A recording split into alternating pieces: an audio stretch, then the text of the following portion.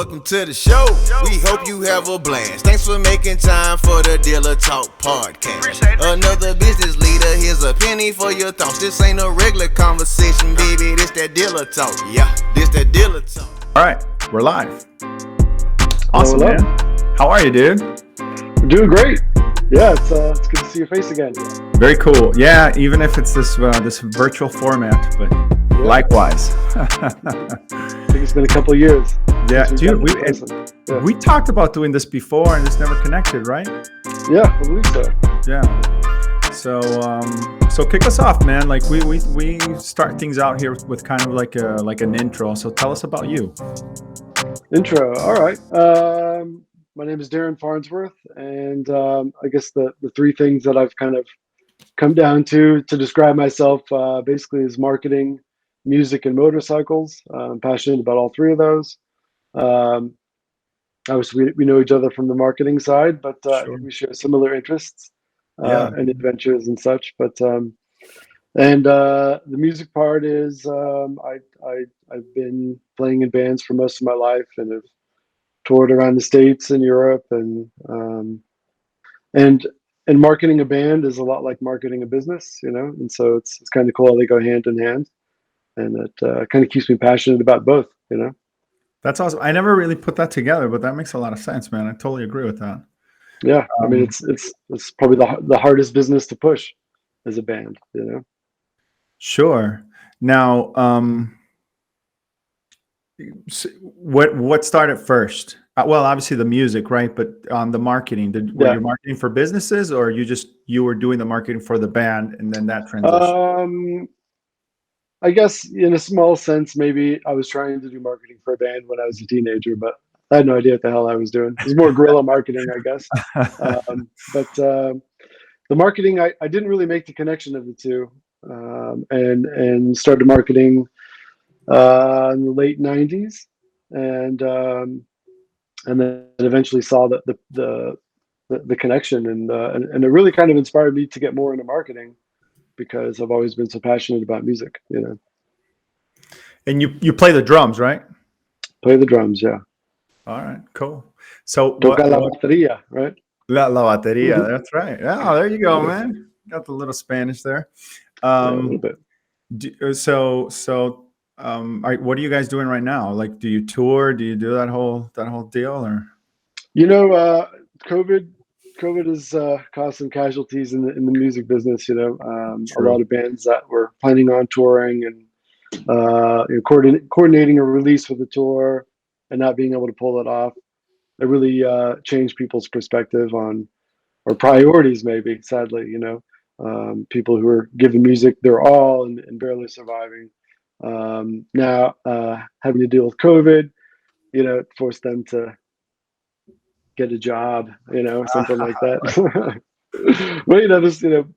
But I'm still at it. People are still at it, thank God, because I believe that people like myself need to see and hear new music. It's a part of most people's day, not everybody's. I guess podcast is the new norm, but right? I mean, yes. But it's interesting, as you were saying that, a thought came to my mind. It's like that's true. Like that industry in itself has also been in flux for the past couple of years, especially with all the technology that's available now. Like I don't know. I mean, I don't know much about it, but just logic tells me that it's a lot easier right now to get your material out there than it was, I don't know, 10, 20 years ago. Is that fair? Yeah, that's totally fair and absolutely true. I mean, there's a lot of benefits, I think, to music these days compared to previous days. But there is so much content out there. I'm not sure. You kind of locked up on me. Are you still going, Herb? Yeah, no, I'm here. Okay, all right. But you can get your music out there, and there's so many brand new albums being put out all the time. Right. And so it's like, how do you? The way I like to put it is, if you made a good cookie at home, like, how do you become a big business, right? Really doesn't have too much to do about the cookies sometimes, and because there are so many cookies, right? And how many cookies have you had that should be bigger than what you get at the store, right? So it's tricky trying to get the word out, because everyone's trying to do it, and there's several ways of doing it.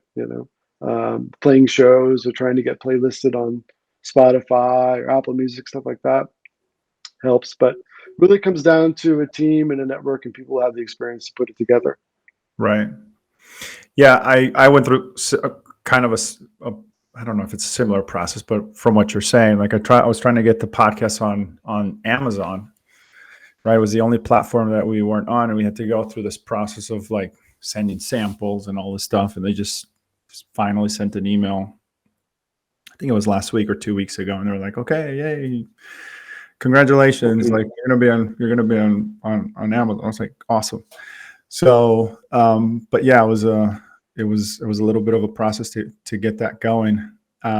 Is it like that for people that are putting content music wise? Like if they want to be on like Spotify or Apple, do you have to like submit and do all these things before you can do it, or? Yeah, there's distributors that you go through, and basically you submit your music to them, and then they'll kind of shotgun it out to multiple sources, plenty that you've never heard of before, that I've never heard of before. And then from there, depending on how you register the music, you get royalties, or you can get a fraction of a penny every time someone plays your song. But it comes usually if you don't have a good connection when that's put out, your music is just it's a business in the middle of nowhere, right? No one knows who you are and how to get to it, because it's just hidden in the depths of Spotify or Apple Music. So to really rise up above, you do have to have some kind of in to get playlisted, and then those plays usually will get you more people at shows and that kind of thing. And that's just one of many things, of course, that you got to do, but. Right, but do you think? Okay, so I know where people are like, man, this is a car business podcast, but I'm super curious, super interested about this. But do you think that it's almost better now because you don't? I mean, okay, let me just break this down. The way that I'm interpreting it is, if I connect with somebody on this piece of content, because ultimately that's what a song is, or this piece of art, and they consume it, that's almost more valuable to me, because you don't have the marketing push, or not the marketing push, but you don't have the record company push to get you out there and get, you know what I mean? Like it's purely about that piece of art that I, as a human being, listened to, and I connected with it. And I voted basically by purchasing it that this is something that, that's valuable to me. So I don't know. What are your thoughts on that? I think the purchasing part is great, because you're giving money directly to the artist. However, most times people are paying a monthly subscription to get unlimited access to music, and therefore that artist doesn't really get much unless you're playing it all the time, right? Got it. Okay. So and I've heard two different ways to look at it. One is that people are spending $10 a month on music later in their years than they would have traditionally, right? The music business before was young teenagers buying records, and then as they got older, then they're reading newspapers or now listening to podcasts instead. But most people are still spending that $10 to have access to the music. So the money's, they say that more money comes into the music business because of that, but you really have to climb an enormous mountain to move your band to a place where you can start to receive some of that income. Sure. But, is that the goal?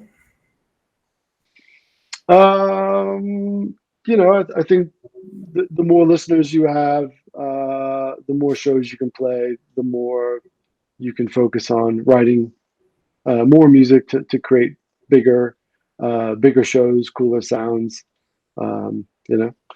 Yeah. So I think most musicians do have the fantasy of that. I know a lot of musicians that work hard to get that, but to actually get your hands on it is another story. True. Yeah. Awesome, man. Well, that's pretty cool, dude. I really like that. That's pretty dope, Yeah, man. thanks for sidetracking.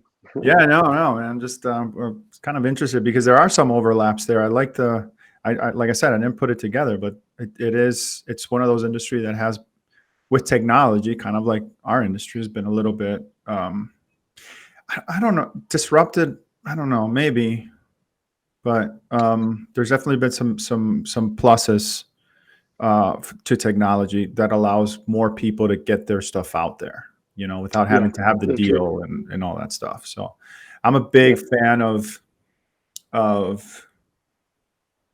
sharing your creation, right? Like if you have a creative outlet, or you have something that you want to create, it's nice to be able to get that out there and have other people consume it. You know what I mean? Yeah, whether it's working on wood or cooking or right. And obviously down a mountain. Yeah, and obviously the technology that we have today at our fingertips allows us to connect our passions and stuff with other people, like-minded individuals that are also into those things. Yeah, that is true. Yeah, so it's kind of cool. All right, man. So let's talk about the automotive industry before we start to lose every single listener on this session. except for a couple of musicians who also dabble in the auto biz. Well, that's true, man. There is a lot of musicians. I've run into several of them. So yeah, there are. So what's going on with you on the auto side of things, man? What's been your biggest push? What are you working on? To me, I still do some auto, but to be completely honest, I've been working with some different verticals. But my main focus for the past handful of years has been, streamlining your marketing efforts, right? And I think, and probably going back to like you putting out your podcast and letting people know about it, or me trying to let people know about a show or an album. In the automotive business or in any business, you have sales, you have new inventory that comes in, you have all these things that could possibly happen, and you need to get the word out, right? So how do you get the word out? And so that's part of what I specialize in, is marketing automation and allowing people to maximize their time to get the information out to all the social media platforms. Because I think a lot of times people will focus on one for a little bit, but they really don't have the chance to put the quality time into it that it deserves. What do you tell me a little bit more about that? Like, what do you mean?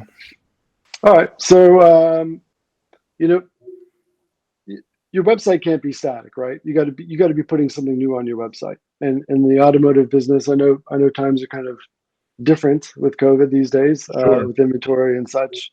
But in a traditional sense, an automotive dealership has sales, right?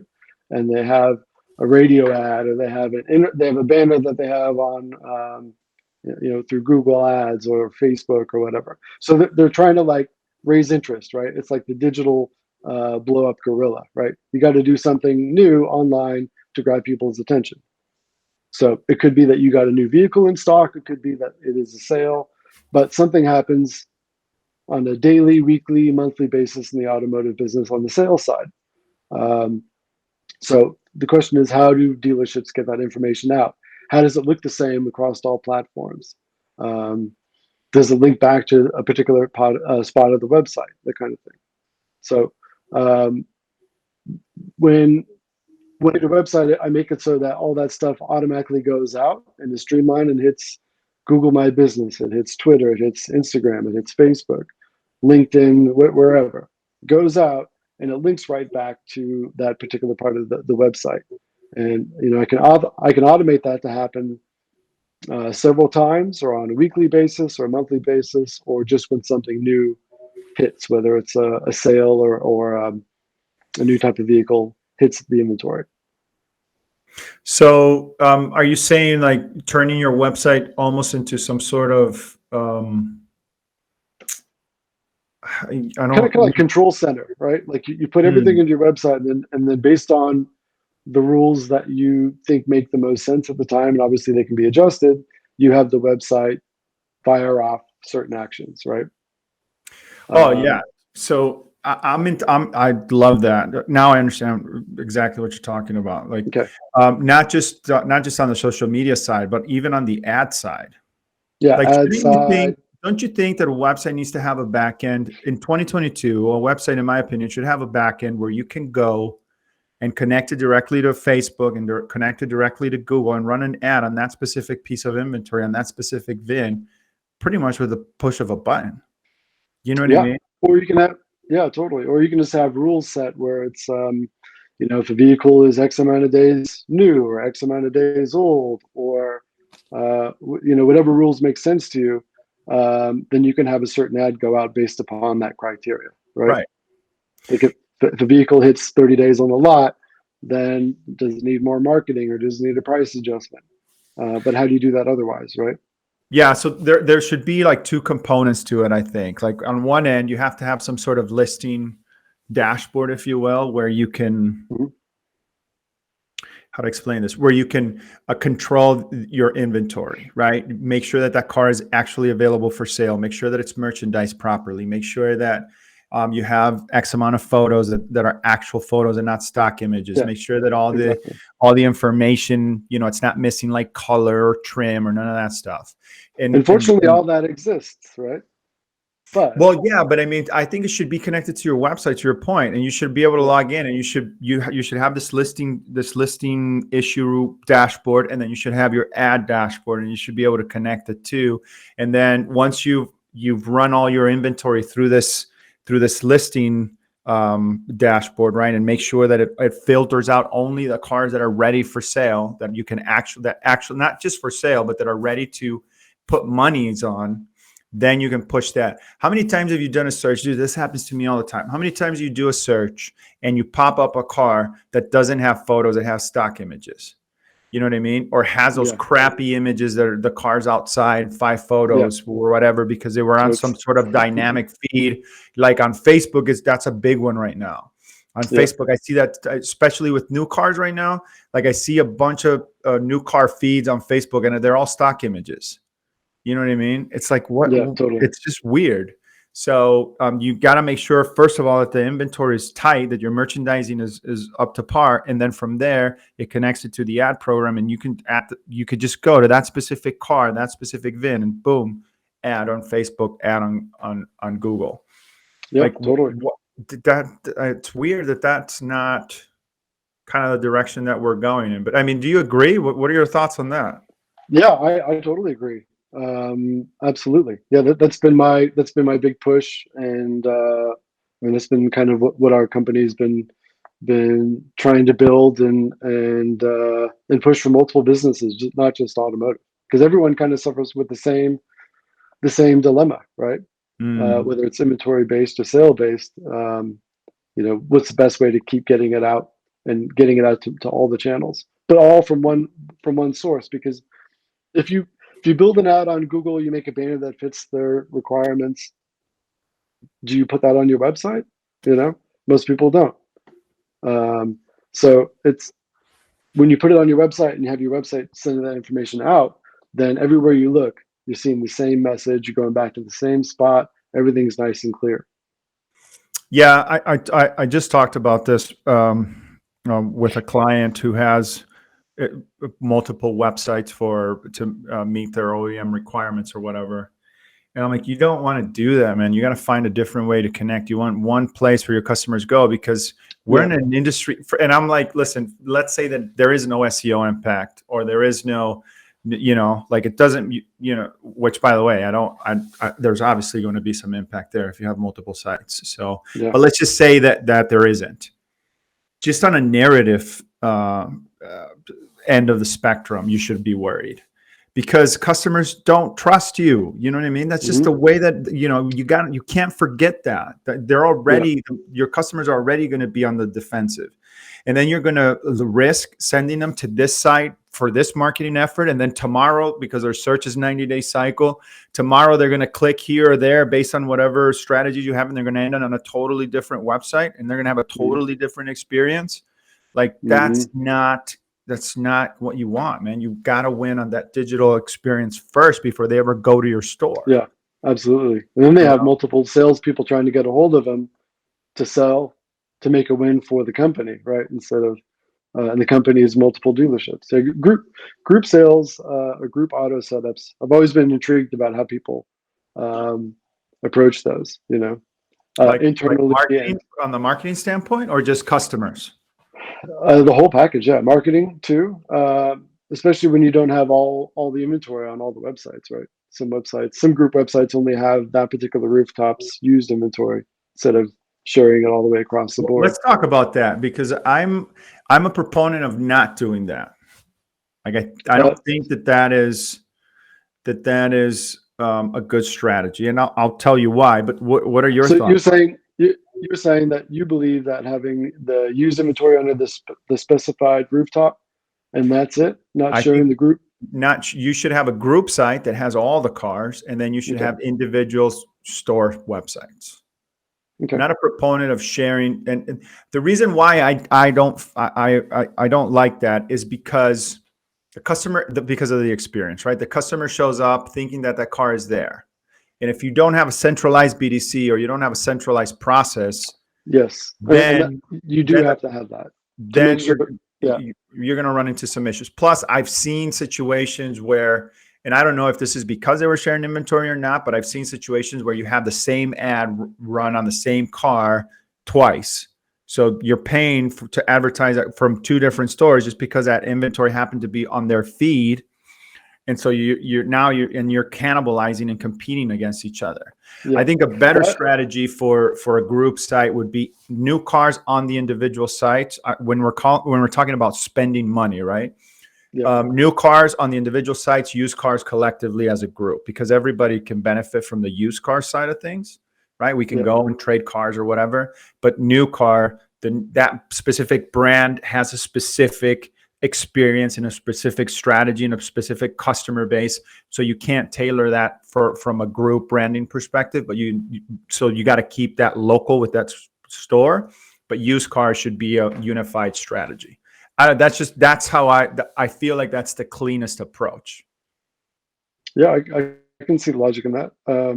I guess my point of view would be that if you set everything from the ground up to be, like a unified BDC that manages all the leads, because the fact of the matter is, if you have multiple dealerships in the same area, and you're looking for an F-150, of course you'd assume to find it at the Ford store, but there could be an F-150 somewhere else, right? At a different inventory. And now more than ever. And right? So, yeah, exactly. And so what'll happen is if you don't have this set up, you're taking up 2 or 3 different salespeople's time, and they're trying to close a deal on one customer that's inevitably going to buy, if the experience and price is good, under that same umbrella, for that group. But so if you have it all unified, where if they're submitting a lead from this store, and they have one contact, one salesperson on the U side, of course, I think that's a better customer experience. I know new is a different challenge, but on the U side, I think the customer experience is best. Having one contact to look at inventory from multiple places, and not have to dodge calls from 3 different rooftops, Yes. But that's why if you had a group site, the customer wouldn't have to feel any difference in experience, because they're on the group site. Everything looks the same, feels the same.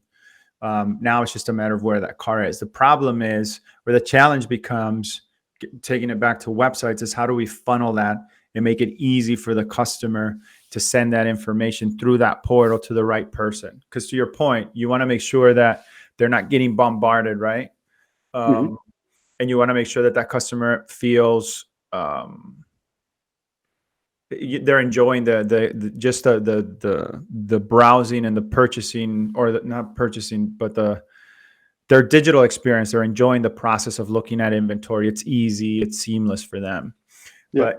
But it does become a challenge when you have multiple BDC departments and everything's like fractured within the group, because then now it's everything's up for grabs, right? And so I think that customer is going to get annoyed quickly.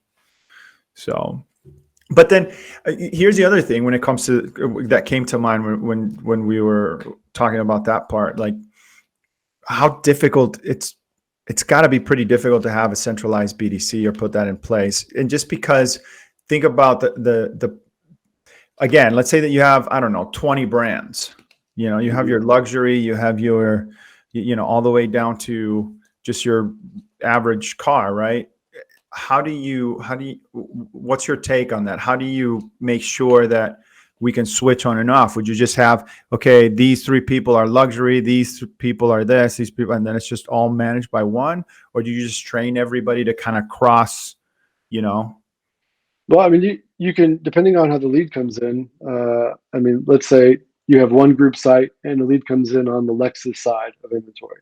Well, your CRM would know that that was coming from Lexus, even though it was a unified CRM. It could be templated differently. The way that the emails look, the content of the messages, I mean, everything could be tailored to that brand.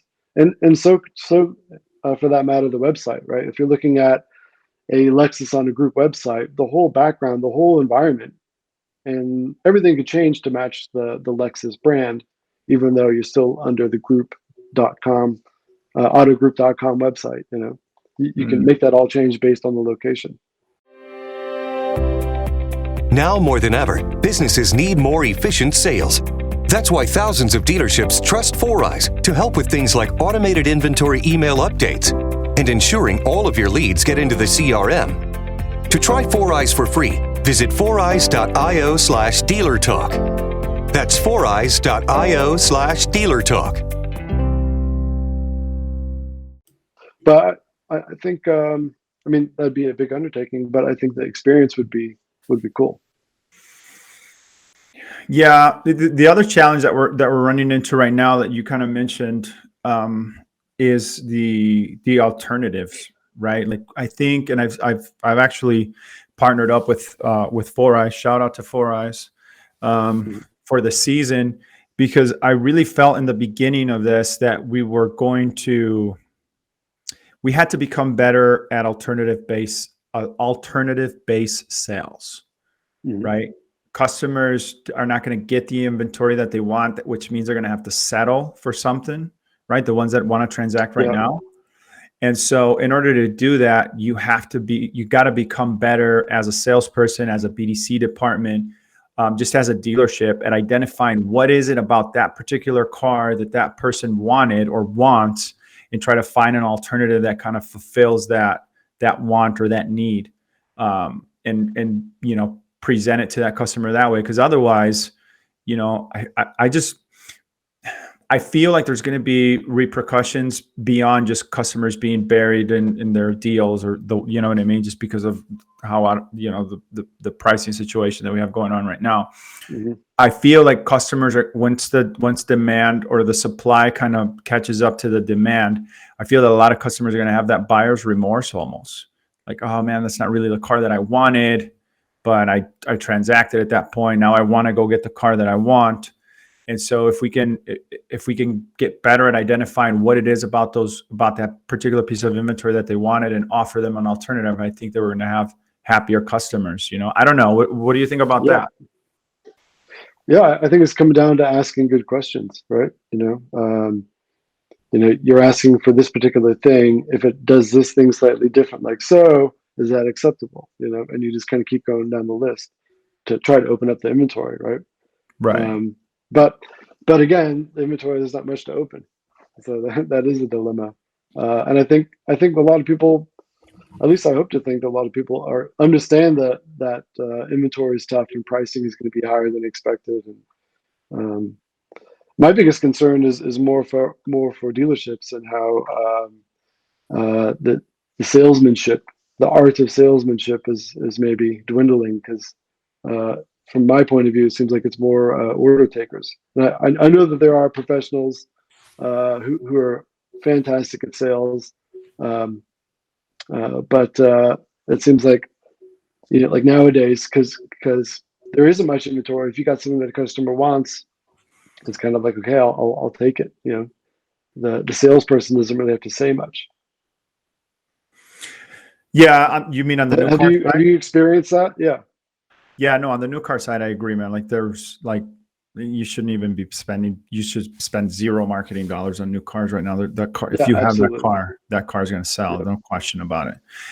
No, I do agree. I think that I mean, I'm not trying to like, I don't know, maybe this is an unpopular comment. I'm not trying to like ruffle feathers, but I think Yeah, like nor was I. And I think like the BDC departments are kind of, I don't want to say culprit because they kind of, they've had their evolution in the business, but I mean, think about it as a salesperson.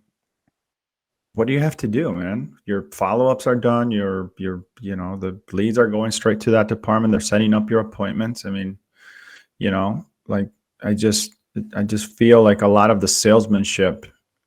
Like I remember, dude, when I first started, I remember the sales call line one, and people would just run oh to, yeah, what I yeah, mean? absolutely, yeah, totally. Like it was just, and I It's remember gold. people. I remember like the top dogs like going and like leaving the dealership with a stack of cards, or they always had their business cards with them everywhere. We went to lunch. I was in the service side, but whenever I went to lunch with a salesperson, they would always give their card to their their waiters and waitresses and all that stuff. Like I remember those days, like Yep. and now I go to a dealership and everybody's sitting in the golf cart and just waiting for somebody. Like it's just not.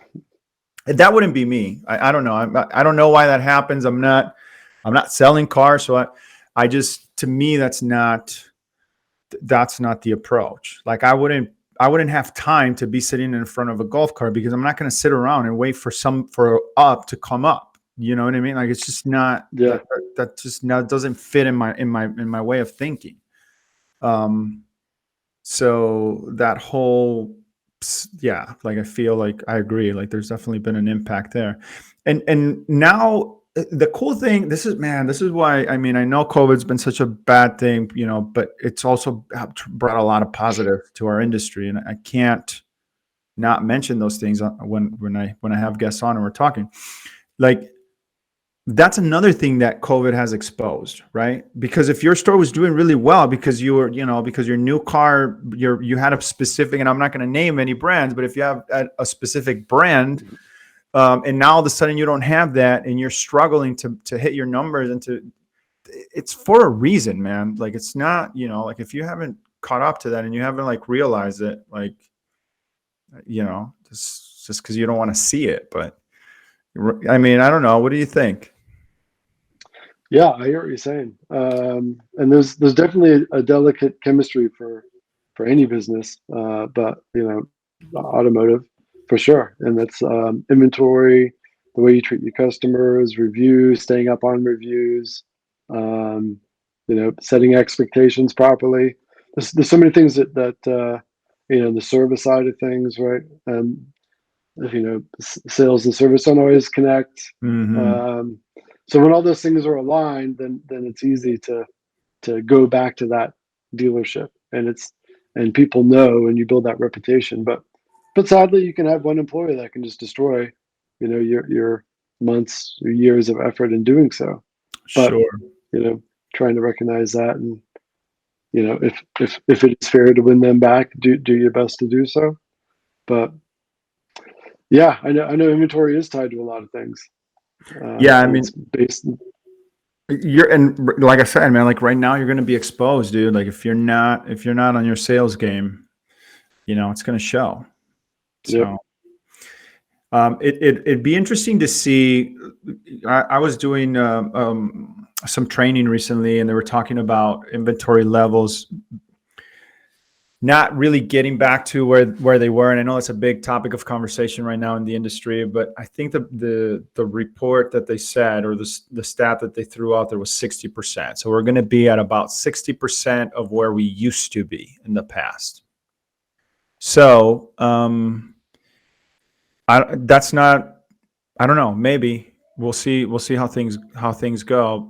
Obviously the manufacturers are going to dictate a lot of that. But let's say that that's the case, then what do we do? Does that just mean that we're going to sell less cars as an industry and hold more gross? Does that mean that we're going to operate, that our operations are going to shrink? Let's just pretend for a moment that that's the new reality. what do we do? What's the new adjustment that we're going to have to make internally at our dealers? And it's going to be different for everyone, right? It just depends on where you are. It depends on your brand. It depends on a lot of different things. But Yeah, totally. you know what I mean? Like, I think to the best of your ability in brands and such, just try to offer the white glove, customer service, because they know that they're getting charged a lot more for the vehicle. You just kind of want to give them a hug at the end of it. So yeah, right. Yeah, I mean, it's that differentiation is going to become, or that need to differentiate yourself from your local competitors is going to become more. It's going to be fundamental, right? Yeah. So, and then used cars and having that's another thing I think it's going to be impacted on. I think it's going to be a positive impact, but that whole game's going to have to change a little bit. And again, we're going to have to become better at having alternatives for customers that are not within that particular brand, right? Yeah. And really understand the customer. Like I saw a post the other day. I think it was Jason Harris that talked about. It was something to the effect, and I'm paraphrasing here, but it was something to the effect of like a 2-minute phone call isn't a BDC. That's a call center. A BDC is a 5-minute long-term conversation. It's filled with questions, with qualifying questions. Yeah. And I agree with that, man. I think that a lot of times we call these departments BDCs, but they're really more call center focused. It's just about, okay, I got your information, set the appointment and go, but we're not really qualifying that customer prior to that visit, which I don't know. I mean, what are your thoughts? I think when you ask qualifying questions, it shows you care and you're really trying to match up as many possibilities to that customer, and especially to the point of now, how inventory is so limited. That is kind of the white glove service, right? Is trying to gather up inventory to let them know what's available, and then explain to them, re-explain the situation, and let them know that as far as they understand, it is going to be months before things get back to normal. And, if you need a vehicle, then this is these are the options that fit your needs based on all the questions that I've asked. Right.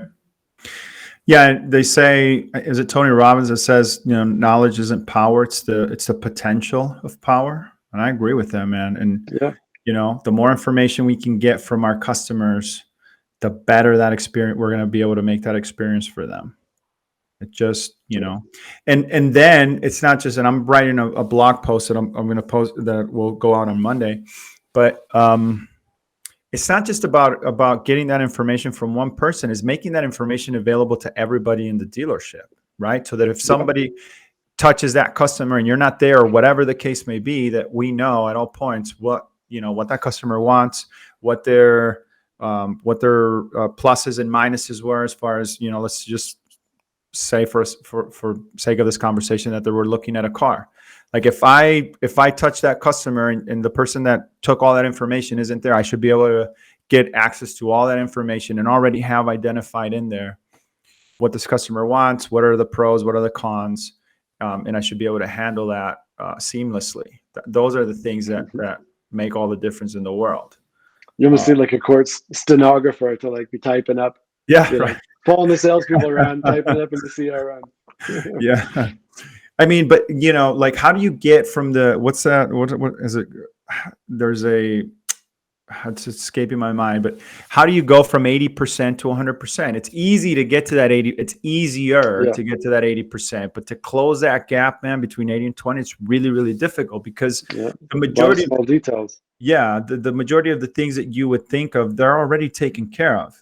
So it's a lot of the details at that point. It's a lot of the smaller things, like collecting accurate information and making that available for everybody in the dealership to have access to. It's like picking up broken glass, right? You pick up all the big pieces, but those little ones can still get you. Yeah, I love that. That's exactly it. So, all right, man. So kind of moving the conversation along, what do you think What do you think is ahead for us in 2022? Any predictions? Whew, that's a tough one. I think that that's a tough one. I go to all sorts of places with that answer. Um, I I think what is cool is that people are demanding more online. You know, people expect to take things all the way online, get all the information they need, and be able to check out in any sort of way. I mean, everyone kind of wants the Amazon experience, like 2-click done um, kind of experience, But with the backup of being able to pick up a telephone and not getting a call attendant, I think if you have that ability in any kind of vertical, if you have that ability to take the customer from uh, interest to sell, to check out to delivery, and have that just be, 2 clicks, and have that phone call. I think that would be winning, and I think that's kind of what people expect. Like they don't want to hear, due to COVID, this call time is going to be longer than Yeah, right. 3 hours. I think if you can pull that off, I think you can win. As you're doing the checkout process on a car, you can just press a button through chat or pick up a telephone and immediately get to somebody who knows your deal. I think that would be hot, and I think COVID has pushed the whole the online buying, a lot faster than anticipated. So I think a lot of dealers are trying to figure out how to pull that off. But I do think you need to have a person on the other end, on the ready to answer a chat screen or a call. Yeah, no, I agree. It's funny because I also feel like I was having this conversation yesterday, actually. I also feel like that, when you think about the impact of this pandemic and all that, like, dude, this hasn't been a couple of months. Like, we're going into 2 years of this deal. Do you know what I mean? Yeah. Yep. Like that's habit forming time frame. Do you know what I mean? Like I think that we've, without even taking those things into consideration or without even sitting down and kind of analyzing that from a business standpoint, like consumers' behaviors, like consumer purchasing behavior has been altered. The way that people work has been altered. Yep. Just because of the amount of time that this thing has been around, that it's not like, okay, a couple of weeks and now we're back to normal. Like this has been a couple of years. And so we have to, as a business, as an industry, we have to start adapting to those changes because, customers are not going to want to they're not going to be able to just flip the switch. Right. No. And the longer that this kind of, because I don't feel like we can say post-COVID just yet. Right.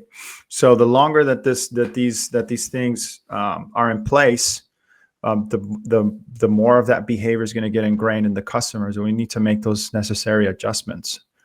So I agree.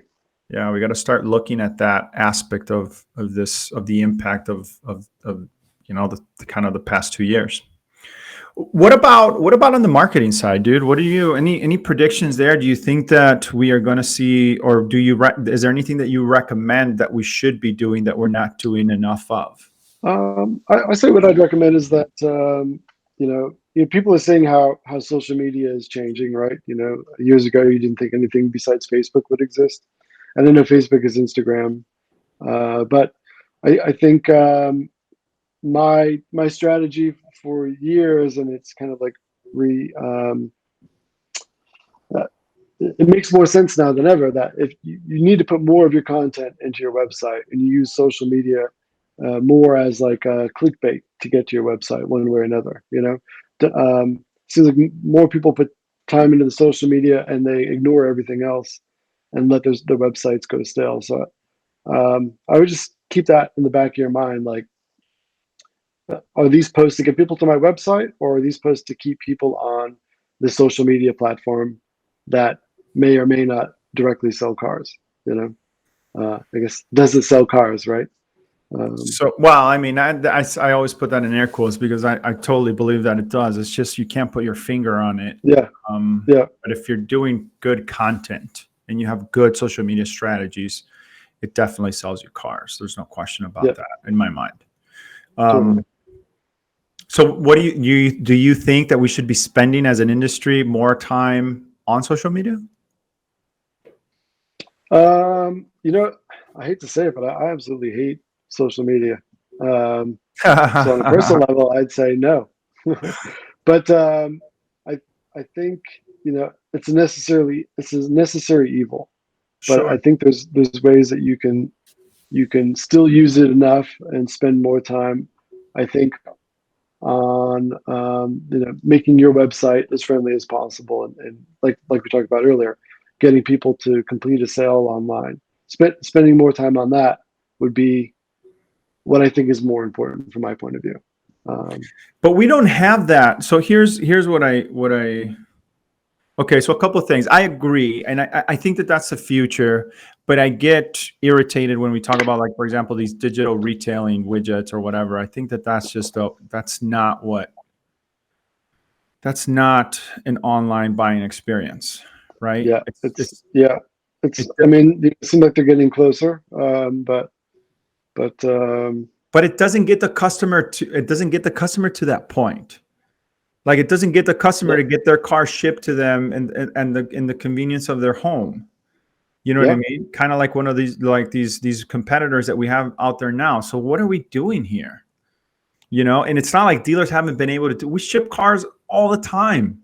Mm-hmm. We don't promote it.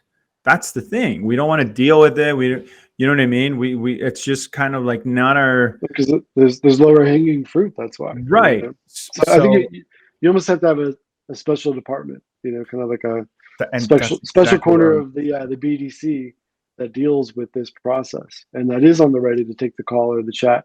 Because if someone's actually buying a car online, and they get you know, bottlenecked somewhere somehow, if someone can intervene in real time, help them over that hump, then it's lost. You know. Yeah, and that's exactly. That's exactly I mean, what I was going to say. Is like you have to have there has to be human involvement in that. Like, you have to have okay, you can pick your car and you can tell me about your trade. At that point, like you ask, like it should ask, are you trading or no trade? If it says trade, immediately stop technology, get a human being involved in that. Yeah. Figure that out, back to technology, and then tell me, are you financing or are you paying cash? If they say financing, immediately get another human being involved in that process. Yeah, right. Totally. And then at the end of that, if it says delivery or pick up at the store, delivery, get another human being involved in that process. Yep. Right. Like, it's almost like we're trying to automate this thing that you can't, you know? So it's just a weird thing. And then when the vendors come and sell it, it's almost comical. Like, they talk about it, like, and they like to say Carvana and Vroom, like, you know, this is what you need because of these companies, bro. But this solution doesn't offer me a competitive alternative. So what are we talking about here? Like, I don't know, man. I don't get it. So I'm so frustrated with that. Like, it's just comical to me at this point.